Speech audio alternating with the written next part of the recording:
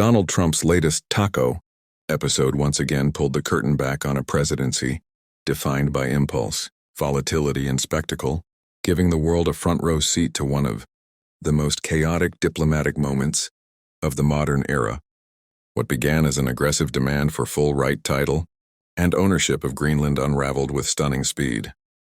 Within hours, Trump abruptly reversed course, pivoting from territorial ambition to boasting about a vague, supposedly infinite and forever framework agreement shaping Greenland's future.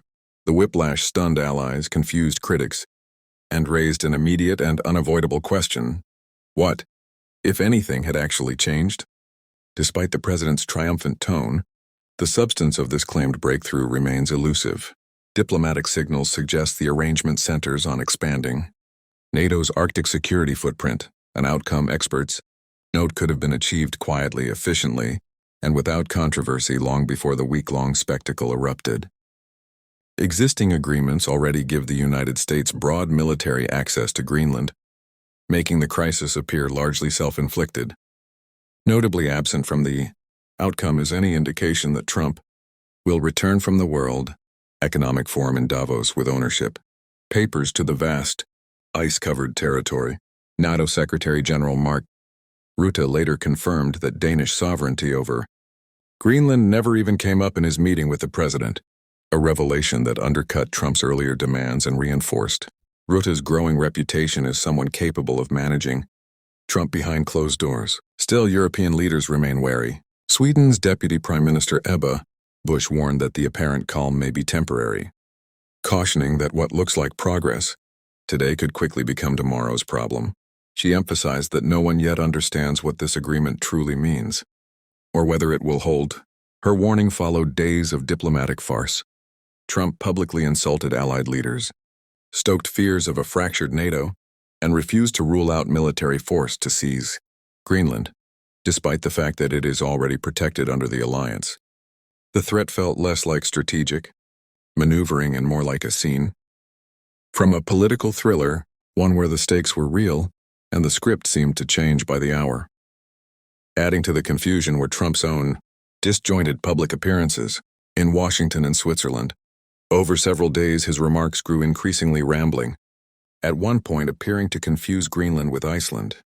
For diplomats and observers alike, it reinforced the impression that improvisation had replaced coherent strategy. Trump has long governed through instinct, emotion, and late-night social media posts.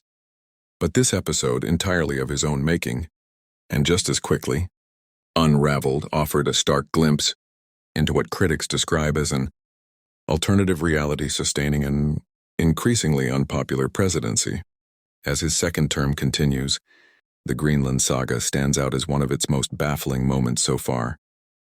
It has only intensified global anxiety over how Trump's volatility and personal fixations may shape international stability in the years ahead. My message to President Trump and his administration is simple, Bush said. It's time to slow down, regain perspective, and act responsibly. She added pointedly that she would not change her country's policy because of a tweet. In conservative media, however, a very different narrative took shape. There, Trump was once again cast as a master tactician, a practitioner of 4D chess who deliberately staked out an extreme position to force European concessions. According to this version of events, the president threatened tariffs and NATO unity to extract a strategic victory, but the facts refused to cooperate. There is no evidence Europe conceded anything new, nor that Trump achieved his central goal of bringing Greenland under U.S. control. Existing treaties already allow Washington extensive access to the island, undercutting claims of a diplomatic triumph. Outside the right-wing echo chamber, the episode was widely mocked as another taco moment, short for Trump always chickens, out after threatening sweeping tariffs against Europe. Trump backed away once markets reacted and the economic consequences became real, echoing past retreats following similarly dramatic threats. Perhaps the most revealing aspect of the saga was Trump's inability to clearly define the deal he claimed to have secured. When asked directly whether the United States would now own Greenland, he paused before describing it only as an ultimate, long-term deal, repeatedly insisting it would last forever. pressed for details in later interviews. He conceded the arrangement was a little bit complex, promising clarity at some unspecified point in the future. Former U.S. Ambassador to Ukraine, William Taylor, offered a blunt assessment. The episode may have made people happy simply because it was over. In his view, it was a non-problem that distracted from genuine global priorities, including the war in Ukraine. Yet the events in Davos were only part of a broader pattern raising concerns about the judgment of a 79-year-old president and the long-term consequences for American credibility. The absurdity deepened when Trump unveiled a proposal for a so-called Board of Peace, an entity he suggested could one day replace the United Nations. Membership would reportedly require $1 billion entry fee for permanent seats, and Trump openly floated including Vladimir Putin. Despite Russia's ongoing war and documented atrocities, he even implied he would continue overseeing the board after leaving office, positioning himself as a permanent figure in global diplomacy. Allies reacted with alarm, distancing themselves from what appeared to be an attempt to sideline existing international institutions in favor of something resembling a private club. At its core, the Greenland episode exposed a foreign policy increasingly driven by ego and personal fixation.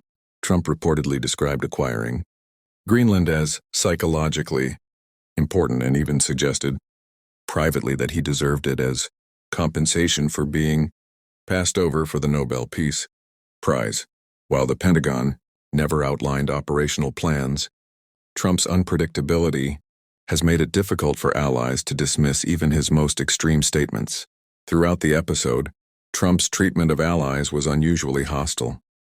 He attacked leaders from Britain, France, Canada, and Switzerland, at one point warning Canada's prime minister that his country lives because of the United States, even hinted at withholding NATO's Article 5 defense guarantee if Greenland was not handed over, framing cooperation as a test of loyalty. In the end, Trump backed down. After threatening tariffs, markets slid, hitting the retirement accounts he often cites as proof of success. When he retreated, markets rebounded, a reaction not lost on European leaders. By standing united behind Denmark, they appeared to force his reversal, delivering a lesson in the power of collective resolve. For now, the specter of NATO turning on itself has faded, and Trump can add another entry to the growing list of crises he claims to have resolved by stepping back from a brink he created himself.